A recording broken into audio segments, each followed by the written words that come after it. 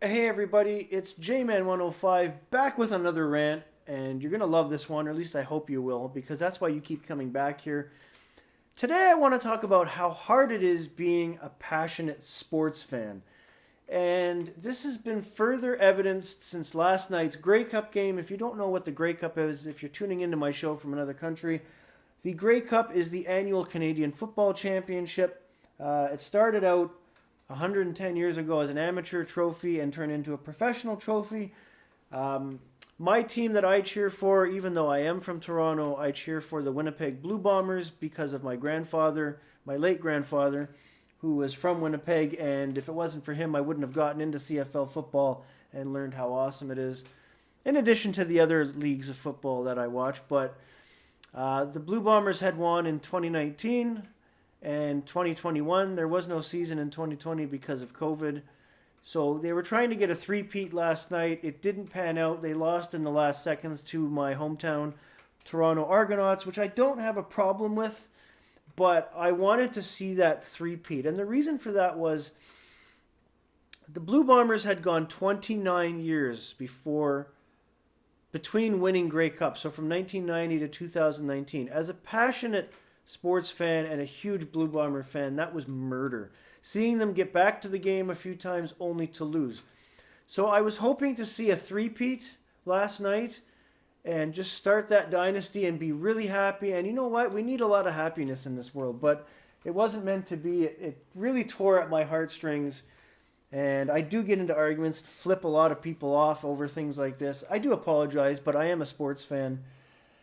The problem with being a sports fan is there's a lot of emotions, there's a lot of problems. You get criticized by other sports fans, and you also get criticized by people that don't understand sports as well as you do, which is a bit of a pain in the ass when you think about it.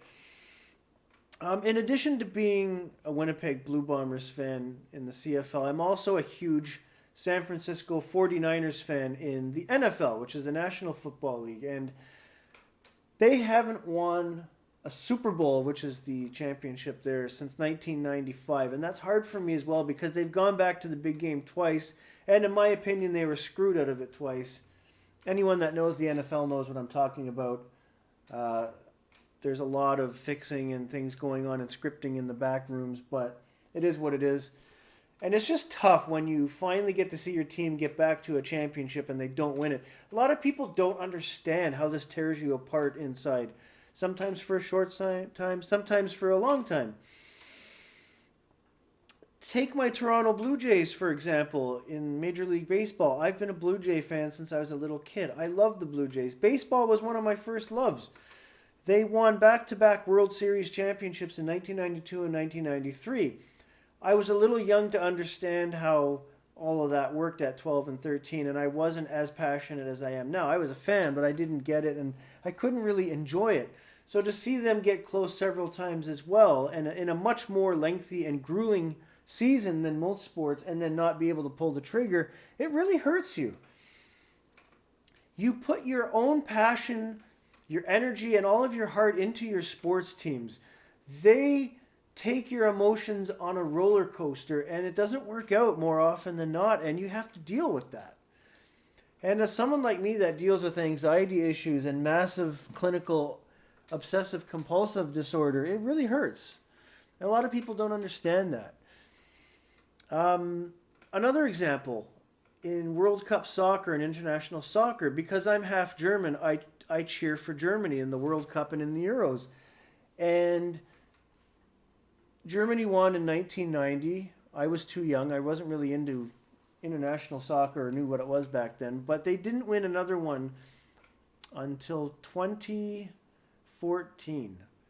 And it was huge for me to be able to experience that. That's been 8 years now. Wow. And it was a thrill ride of emotions to see a team that I had started following in when I was 12 or 13, to like my roots, my heritage, my German cousins, for them to win and to see them hoist the World Cup trophy meant everything to me. And that's probably the one sport where it's not a big deal to me if they don't win another one for a while, because I know that's a harder one to get to. And because I'm not actually from Germany, it doesn't bother me as much when there's a letdown. Like there's a little bit, of course. Same goes with Canadian hockey. I'm not the biggest hockey fan on the planet. I don't really follow the NHL anymore. But when Team Canada is playing in an international competition, the world stops. We are a country of hockey, and it's in your roots. And when they don't do well, you cry. You take it hard because that passion and that energy is what makes our country in some cases. So